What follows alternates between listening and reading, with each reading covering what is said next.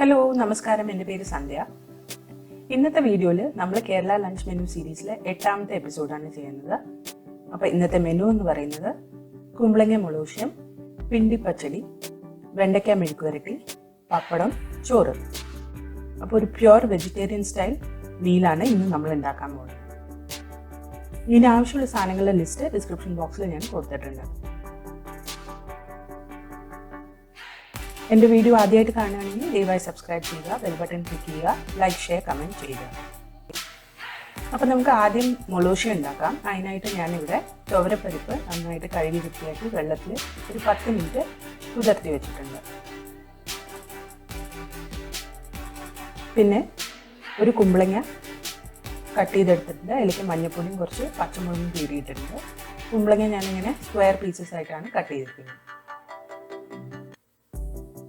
ഇനി നമുക്കിത് കുക്ക് ചെയ്തെടുക്കാം. അപ്പോൾ ഒരു കുക്കറിലേക്ക് പരിപ്പും കുമ്പളങ്ങയും പച്ചമുളകും മഞ്ഞൾപ്പൊടിയും ചേർത്തിട്ടുണ്ട്. ഇനി ഇതിന് വേകാൻ ആവശ്യമുള്ള വെള്ളം ഒഴിച്ചു കൊടുക്കാം. അപ്പോൾ ഞാൻ വെള്ളം ഒഴിച്ചിട്ടുണ്ട്. ഇനി നമുക്ക് ഗ്യാസ് സ്റ്റൗവിൽ വെച്ചിട്ട് ഒരു വിസിൽ കുക്ക് ചെയ്തെടുക്കാം. ഉപ്പ് ചേർക്കാൻ മറന്നു. അപ്പോൾ ഇത് ഉപ്പ് ചേർത്തിട്ട് നമുക്ക് അടച്ച് സ്റ്റൗവിലേക്ക് വെക്കാം. അപ്പോൾ ഒരു വിസിൽ അടിച്ചതിന് ശേഷം ഫുൾ പ്രഷർ റിലീസ് ആയതിനു ശേഷം ഞാനിത് ഇളക്കുകയാണ്. ഇതിലേക്ക് വേണമെങ്കിൽ കുറച്ചുകൂടെ വെള്ളം നമുക്ക് ചേർക്കാം. വെള്ളം ചേർക്കുകയാണെങ്കിൽ ചൂടുവെള്ളം ചേർക്കാൻ ശ്രദ്ധിക്കുക. ഇനി ഇതിനൊന്ന് തിളപ്പിച്ചെടുക്കാം.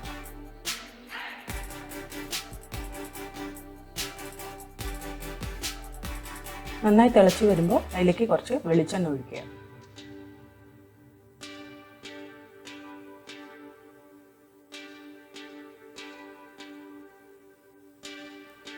ഇനി ഇതിലേക്ക് നമുക്ക് കുറച്ച് കറിവേപ്പില ചേർക്കാം.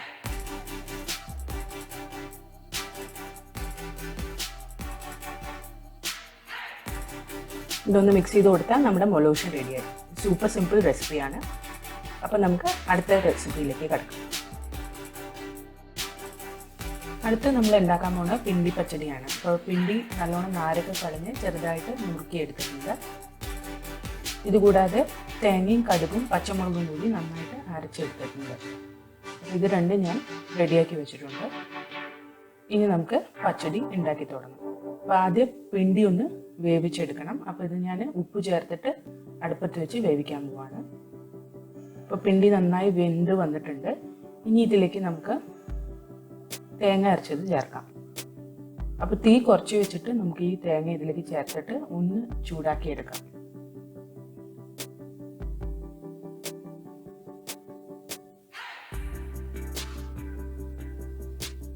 നന്നായിട്ടൊന്ന് മിക്സ് ചെയ്ത് കൊടുക്കുക. തിളക്കിയൊന്നും വേണ്ട, തേങ്ങ ഒന്ന് ചെറുതായിട്ട് ചൂടായാൽ മതി.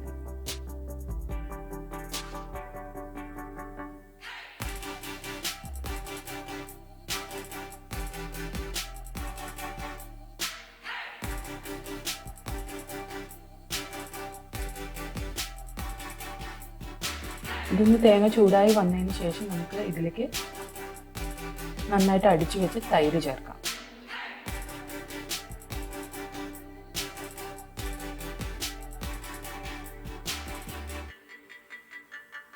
ഇതും കൂടി നന്നായിട്ടൊന്ന് യോജിപ്പിച്ചു കൊടുക്കുക.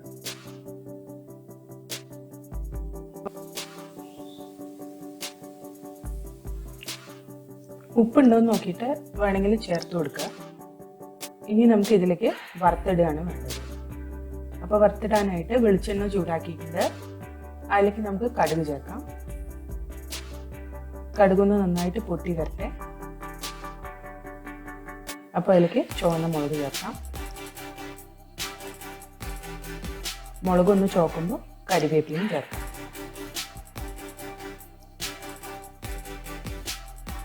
ഗ്യാസ് ഓഫ് ചെയ്തിട്ട് നമുക്കിത് പച്ചടിയുടെ മുകളിലേക്ക് ഒഴിച്ചു കൊടുക്കാം.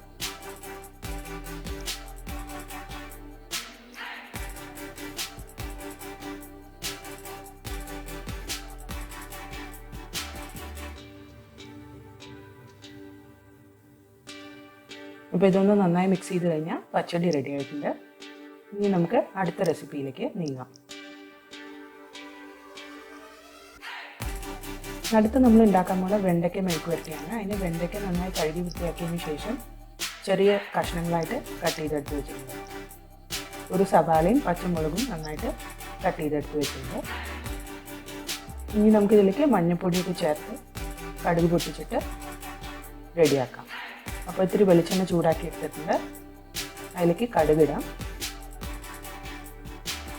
അതൊന്ന് നന്നായി പൊട്ടട്ടെ.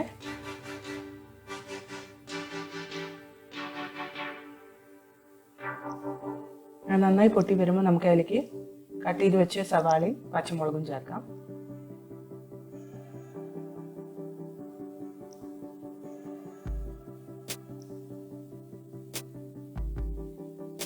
ഇനി സവാള ഒന്ന് കളറ് ചെറുതായിട്ട് മാറുന്ന വരെ നമുക്ക് കുക്ക് ചെയ്തെടുക്കാം.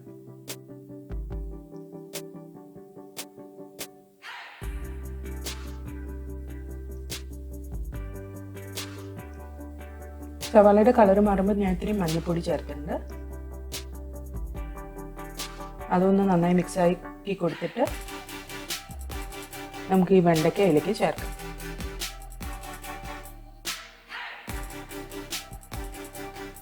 വെണ്ടയ്ക്ക ചേർത്തതിന് ശേഷം നന്നായിട്ടൊന്ന് മിക്സ് ചെയ്ത് കൊടുക്കുക.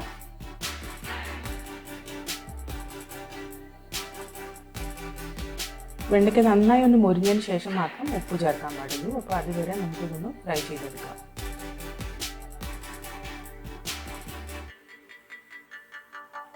ഇടയ്ക്കിടയ്ക്ക് ഒന്ന് ഇളക്കി കൊടുക്കുക.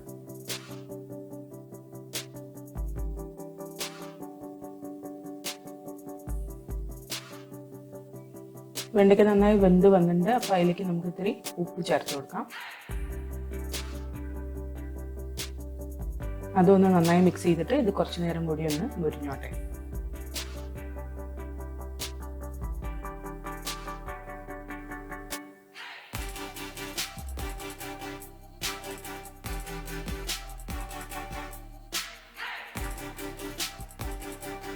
അപ്പോൾ വെണ്ടയ്ക്ക നന്നായി കുക്കായിട്ടുണ്ട്. ഇനി നമുക്കിത് ഗ്യാസ് ഓഫ് ചെയ്തിട്ട് വിളമ്പുന്ന പാത്രത്തിലേക്ക് മാറ്റാം.